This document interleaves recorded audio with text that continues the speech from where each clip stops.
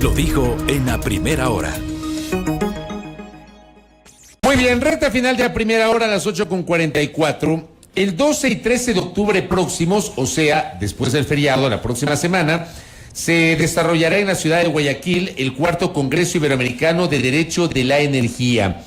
Y hemos invitado para hablar de un tema que puede ser un poco denso, pero que no por eso deja de ser importante. 3 años de regulación de la transición energética. Mucho se ha hablado en el Ecuador del concepto de transición en el ámbito de la energía. Vamos a conversar con un especialista en la materia, el doctor Steve Gamboa. Él es abogado especialista justamente en temas energéticos y particularmente en temas mineros. ¿Cómo le va? Bienvenido, buen día. Muchas gracias por la invitación y saludos a todos quienes nos ven y nos escuchan por la red Sonorama. Gracias.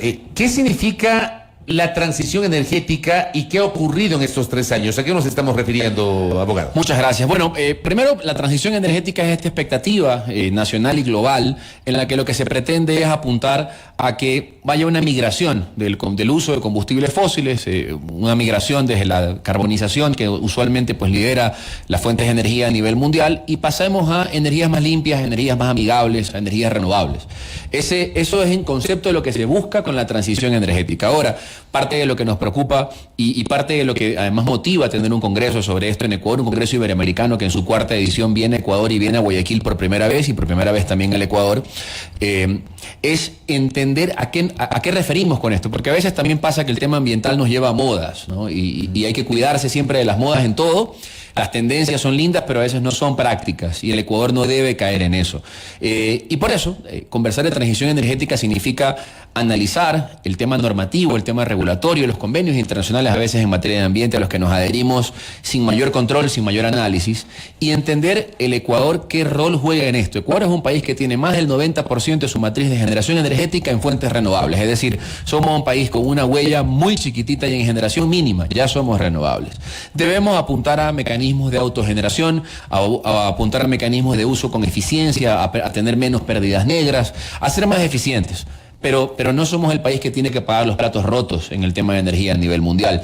Y lo mismo pasa en gran medida en la región. Estas matrices limpias también las vemos en Colombia y también las vemos en otros países cercanos. Entonces, la idea de tener un congreso y de traer este congreso que organiza la Asociación Iberoamericana del Derecho de la Energía, que además es una asociación formada por 3 universidades de toda Iberoamérica, y los panelistas que vienen son más de 40 panelistas extranjeros expertos en estas materias en diferentes países de la región, es que entender a qué debe apuntar Ecuador y a qué debe apuntar la región en materia de transición y cómo lo debe hacer. Y pues nos guste o no nos guste, el corazón de la transición está en la normativa, ¿no? Es ahí donde nacen los incentivos o las restricciones para la normativa.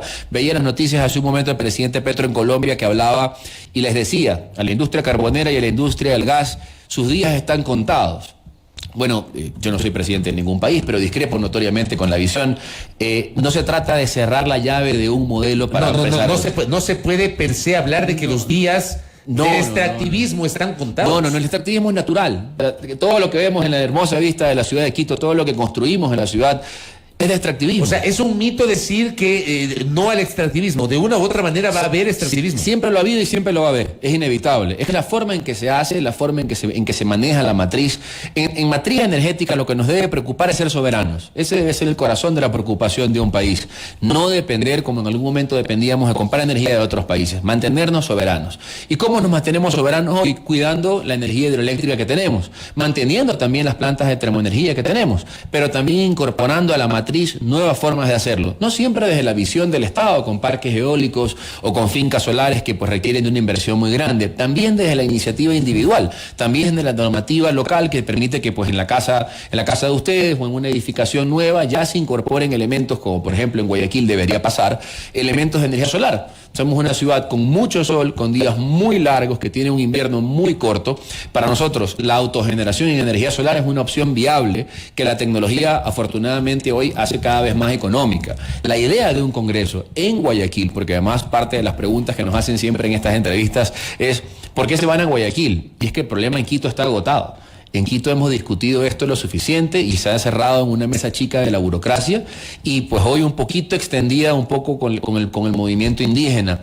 Pero la preocupación del tema energético, la preocupación del desarrollo de la industria minera, la preocupación del desarrollo de la industria petrolera es de impacto nacional. Cuando uno habla de esas industrias que generan el 35, el 40% de los ingresos al Estado, que exportan 2.000 millones de dólares, como el caso de la minería el año anterior, habla de una preocupación nacional. Y entonces la discusión debe irse a Guayaquil, a Cuenca, a Loja, a Esmeraldas, a Machala, no debe quedarse encerrada en una ciudad, porque hasta para tener una convicción, quizás hasta para tener un prejuicio en contra de una industria, hay que tener conocimiento. En Guayaquil hacemos el Congreso, pero además hacemos la Semana de la Energía.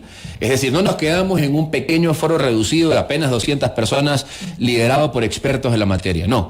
Durante la misma semana, la asociación ha suscrito convenios de apoyo interinstitucional con la Universidad de Ecotec, con la Universidad UTEC, con la Universidad Católica de Guayaquil y con la Escuela Politécnica del Litoral. Y estas 4 universidades serán sedes de eventos diferentes durante el 11 de octubre. Es decir, el 11 de octubre, no el 12 y 13 que tenemos el Congreso, el 11 de octubre tenemos desde las 9 de la mañana un encuentro de la Red Latinoamericana de Derecho Minero en la Universidad Ecotec.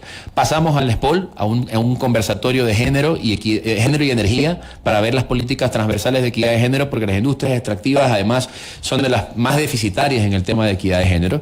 Tenemos luego un panel de reforma regulatoria y de mejora regulatoria, y tenemos luego un foro de eficiencia energética y electromovilidad.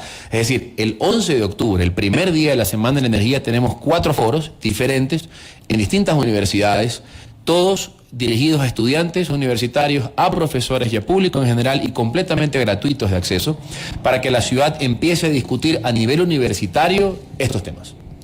Abogado, usted decía que estos espacios van a permitir aterrizar en hacia dónde apuntar precisamente en materia de transición energética, pero considero que es preciso conocer brevemente qué ha pasado justamente en los últimos años en materia de transición energética. Bueno, el Ecuador ha entrado en un proceso quizás de aletargamiento, ¿no? Porque cuando ya logramos una matriz de generación energética limpia, como es el caso de la matriz hidroeléctrica que disfrutamos, ya el país se ha detenido un poco en el tema de la transición. Han habido nuevas iniciativas, de hecho se está ampliando un parque eólico, de hecho hay una propuesta en el Aromo para hacer una finca solar, hay algunas propuestas de energía amigable, pero esas propuestas siguen siendo inversión del Estado. Si bien es cierto, se habla de inversión privada, pero claro, la inversión privada va a sostenerse sobre el pago del Estado a posterior, y siguen siendo grandes, son grandes inversiones que van a entrar a la matriz energética, muchas veces desde un perfil quizás hasta ideológico o político, por tener una presencia amigable con el tema ambiental,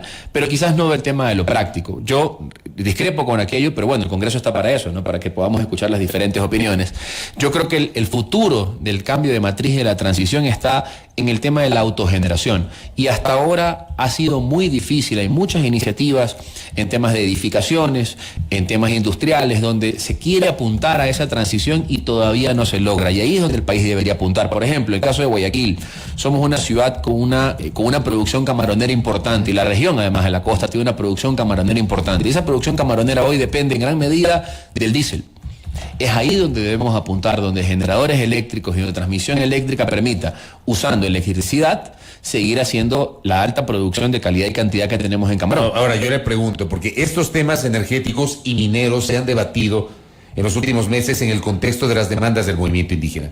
¿A ustedes no le hace ruido, y a usted, abogado Steve Gamboa, no le hace ruido el contenido del acuerdo de la Mesa de Energía y Recursos Naturales entre el gobierno y el movimiento indígena, por ejemplo, en el ámbito minero, el hecho de que se haya derogado, o sea, digamos, se haya mantenido el decreto, pero se haya establecido algunos elementos que podrían desestimular la inversión? Yo le digo, a mí lo que más ruido me hace, y no a mí como abogado, a la industria lo que más ruido le hace, es que existan acuerdos que se discutan en una mesa donde no está la industria. Porque esto es como discutir el futuro de los hijos sin pensar en los hijos.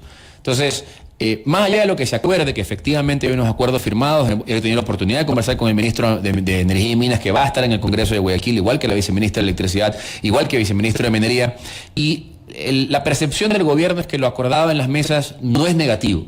Yo le digo, más allá de lo que está en el acuerdo, que además debe implementarse y toma un tiempo y una agenda, y más allá de que muchas cosas que están en el acuerdo ya estaban regladas por la Corte Constitucional y eran obligaciones que debe tener el Estado para el desarrollo del sector, o sea, no era agua tibia tampoco lo que han firmado, lo grave es el mensaje.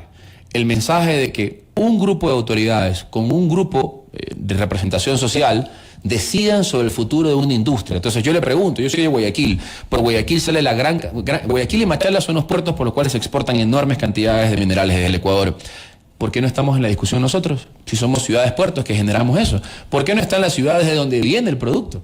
¿Por qué no están las empresas, los colegios, los gremios, las cámaras? ¿Por qué no están todos en esta mesa de conversación? Si estamos discutiendo el futuro de una industria, no se puede discutir con un solo grupo. Y ese quizás es el mensaje más grave. Pero para que ese interés despierte, hay que hacer lo que el movimiento indígena sí ha hecho.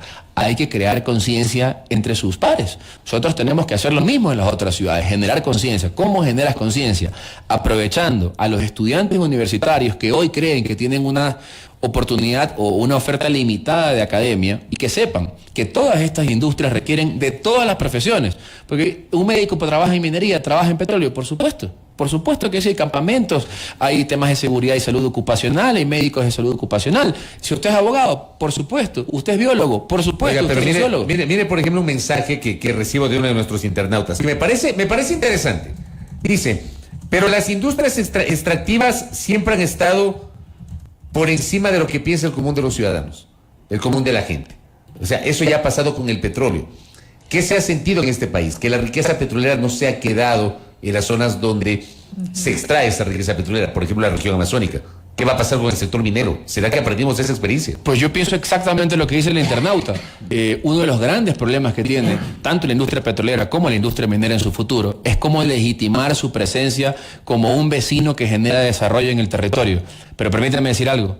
Podrá sonar extraño y quizás va a sonar a que trabajo con las empresas, pero esa de redistribución adecuada de esa riqueza que se genera es responsabilidad del Estado central. No es responsabilidad de la empresa. Le pongo el ejemplo de las mineras. Todas las mineras, cada vez que comercializan mineral, pagan impuestos, pagan regalías anticipadas, pagan impuestos a la renta. ¿Qué hacen las regalías en el Estado central? Que no se distribuyen. Eso es un problema del Estado central. Y hoy, para acabamos de ver hace un momento a Pablo Arosemena, ministro de Finanzas, hubiera sido una oportunidad increíble para preguntarle, ministro, hoy, cada vez que sale un gramo de oro del Ecuador, ese minero pagó regalías al Estado. Y la ley de minería dice que el 60% de esa regalía debe invertirse directamente en las comunidades de la zona de influencia. ¿Esa plata está llegando o no? Porque el minero sí la está pagando. La respuesta es no está llegando. ¿Qué debemos hacer entonces? Transparentar qué está pasando con esos recursos para que no se repita la tragedia del petróleo en las zonas. No la tragedia del petróleo en el Ecuador, porque hay que reconocer que el Ecuador hoy tiene lo que tiene gracias a la industria petrolera. Hoy existe la diversificación de profesiones, las grandes ciudades gracias a la industria petrolera. Este país se ha apalancado más del 50% de sus ingresos en la industria petrolera, eso es algo que no se puede negar. Pero ¿por qué no se llevó desarrollo de las zonas de donde se extrae el petróleo? Eso tampoco se puede negar y es un error. ¿Cómo evitarlo en minería? Hay que presionar y lamentablemente la ejecución de esa distribución nace del Estado central. Por eso yo comparto la preocupación del internauta. La actividad extractiva no es la culpable de la mala distribución de la riqueza, porque la actividad extractiva paga los impuestos que tiene que pagar. Quien los tiene que distribuir adecuadamente, según la ley, por ejemplo, en el caso del sector minero, es el Estado central. Se están distribuyendo hoy, se lo digo con franqueza, no se están distribuyendo hoy, pero eso no es culpa de las mineras, eso es culpa del Estado central. Rápidamente, abogado, volviendo al tema del Congreso, detalles del mismo, quiénes pueden participar, cómo pueden hacer. Muchísimas gracias. Bueno, el Congreso, que es el corazón de la Semana de la Energía, se desarrolla 12 y 13 de octubre en la ciudad de Guayaquil, en el Bankers Club. Tiene un aforo limitado de apenas 200 personas por temas metodológicos. Las entradas que, espero que todavía tengamos entradas a la venta, están en energiamm.com, se pueden comprar directamente con un clic. Tenemos 40 panelistas, de los cuales la gran mayoría son extranjeros, provenientes de toda Iberoamérica. Tenemos autoridades, el ministro de Energía y Minas, la viceministra de Electricidad, el viceministro de Minería, el viceministro de Ambiente, todos han confirmado su presencia. Tenemos además empresas de logística, de minería, de electricidad, de generación, de gas, que han confirmado su presencia y que forman parte del panel también. Y tenemos unos espacios de debate que se van a generar con ruedas de networking y demás dentro de ese congreso. Entonces, es un congreso reducido, de altísimo nivel, donde la expectativa es generar conclusiones que luego vamos a entregar tanto al Estado central como a la academia, porque terminado el Congreso la relación con las universidades sigue en base a los convenios que te comentaba por 5 años más, y durante 5 años la asociación va a continuar impulsando el debate y la capacitación de profesionales en Ecuador, o de futuros profesionales en el Ecuador, para la discusión de temas energéticos, mineros, petroleros y demás. Correcto, la próxima semana entonces en Guayaquil. Le agradecemos por estos minutos que nos ha concedido aquí en el espacio a nuestro invitado de esta mañana, justamente para hablar sobre esta interesantísima iniciativa que se está preparando en Guayaquil. El abogado Steve Gamboa, especialista en temas mineros, que además tiene una amplia trayectoria en ese ámbito. A propósito de este congreso que se efectuará los días 12 y 13 en el puerto principal, hablando de temas energéticos y la transición. Gracias, abogado. Muy Gracias gentil. a todos, gusto. 8:59. Bueno. Primera plana. Todas las noticias, todas las voces.